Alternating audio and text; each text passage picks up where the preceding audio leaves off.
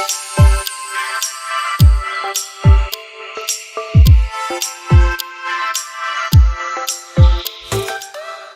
afternoon, ladies and gentlemen. I'm very happy to be here. This is my second time.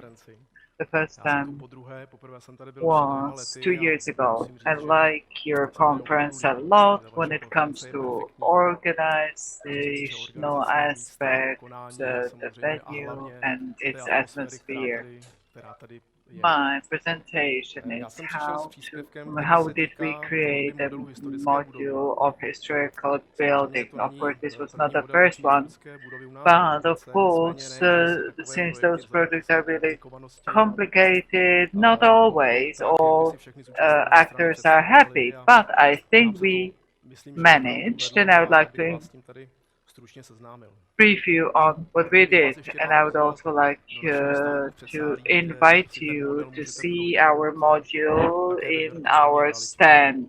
Briefly, some brief information about me. I'm the head of the studio Obermeyer Helika Prague. I have been in that studio for 3.5 years. Before that, I used to work for Metrostav. So I think I do know the construction business, and also I know BIM business from the side of the contractor, but also investor. Obermeyer Helika, our studio, is a member of the German group Obermeyer. That is one of the biggest design companies around the world, and our branch is one of the biggest branches. We do have branch also in Prague, but also we have a daughter company in Bratislava, Obermeyer Helika. And now let's dive into the project, the complex reconstruction of the pedagogical faculty of the Charles University. It is really complex, everything but the bearing structure will be replaced. We are talking about 10 or 11,000 square meters. This was the first girls' gymnasium or secondary school in that time Austro-Hungarian Empire. That means our historians really took close notice, were very attentive of this project. We created this module, as you can see, and our role in the project was to prepare the project from A to B. We did the laser measuring. We provided and put together all the tables, all the documents needed for the project to start.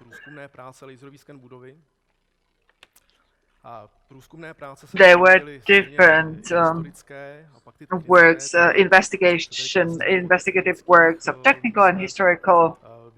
We used the standard methods. They are totally irreplaceable. They are really unique, and it's really, I think it's the best to have look into the real life, look into the constructions, into the structures. And I really, when it comes to measuring the building, I really can't imagine that we would use the standard traditional methods, especially in case of a building where the walls are, each and every of the wall is totally different. The angles are not 90 degrees, etc. The laser scanner is an absolute must for construction business, and laser scanning is much more time efficient than the geodetical measurement. So we have scanned the whole building very thoroughly. And we have a color model, which is very important because black and white scans are not as good to be used as color scans. We had stationary scans and also drone measurings, and the drones allowed us to take a look into the very single part of the building, and we always know that all the problems are hidden at those places where you just cannot have a direct look into. This is a comparison. Those are pictures of the reality and also from the modeling. So, how we created the BIM module. We had a very general request for the BIM module, and that was not really very helpful, I need to say. So, at the very beginning, we met with the Faculty of Pedagogy and started talking. For what do they want to use the BIM module? And then we set the targets, and then retrospectively we created this AIR document. AIR document is an official document, and it needs to be very clear, understandable, just like a contract. And it needs to really summarize all the design and all the conceptual information. But of course, the BIM module should be extremely detailed.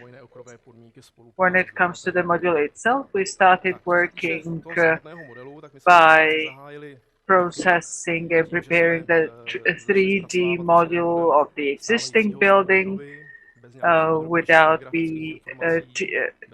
TSB. And then the module started to be further developed when we started to insert new constructions into it. And at that moment, the module started to be filled by non-graphical information, and we were pouring information into it until the very moment of implementation. In the process of modeling, we entered into principal agreement with our clients, so we have exported the documentation for approval of construction from the ongoing project. The reason was that we wanted to save time for the further stages and for putting together the funds for reconstruction. The creation of this type of a module or this type of a building, due to its complexity, diverse shapes and everything, of course, was extremely energy and time costly.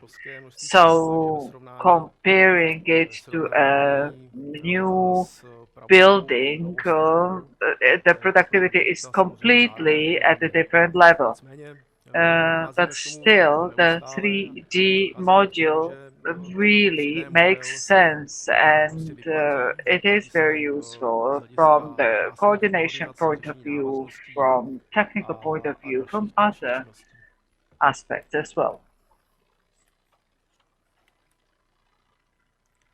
We had the possibility to have the module in real time, and this was extremely helpful in the negotiations with the client. You see the real-time visualization, and this is how you can see the module at our stand. And in this form, we can present this module in online environment, basically at any time. We use this type of module at the check days, where we were showing the walk through the building, and we showed it to the client, and since the client could see it in 3D modeling, the client was able to decide much more swiftly and with ease. And this form was incredibly helpful in time-wise. The client really took better, more informed and faster decisions. And this modeling also helped us in our negotiations with the Institute of Historical Buildings. Our Prague institutions are extremely strict. Maybe this is the case all around the world. But thanks to the fact that we were using those visualizations, it again helped us incredibly in our negotiations with the Historical Institute, and we managed to reach an agreement in cases where otherwise it would have been impossible.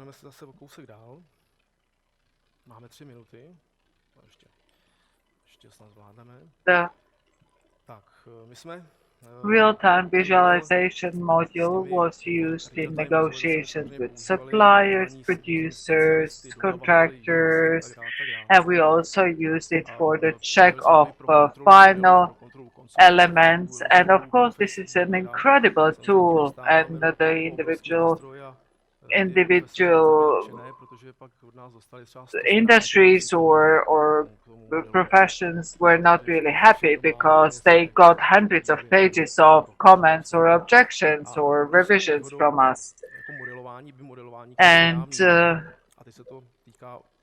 I really like the kind of a packaging approach, and this is a method where for each and every main structural supply, we generate a comprehensive book of all the details and steps and procedures that need to be followed and implemented. This is an example from this guide or this package that dealt with the roofs, where we had a very comprehensive list of all individual steps and materials and everything. The designers know that 40% of designing is about design itself, and 60% of the time is consumed by the check and by controlling. And in this case, and in this context, really such packaging or kind of like slicing the whole process into those individual areas is very helpful and makes sense. Those are decorations, wall decorations. This is the package dealing with wall decorations, and this is, for instance, packaging dealing with the floors, then with ceilings, etc. So, the future use of this module, currently this project together with investment plan and is sitting at the ministry, and then once the money is accumulated and then the contractor will be selected definitely. This should serve as a module for real implementation, and this is a question of the financial and qualification possibilities of the client. This is the final slide, and I won't comment on it substantially. I would just like to say that I am a strong advocate for BIM methods, how to process your projects in more efficient, effective way, transparently, and We have this motto in our company. We really enjoy BIM. So I hope this is going to stay the way. Thank you very much.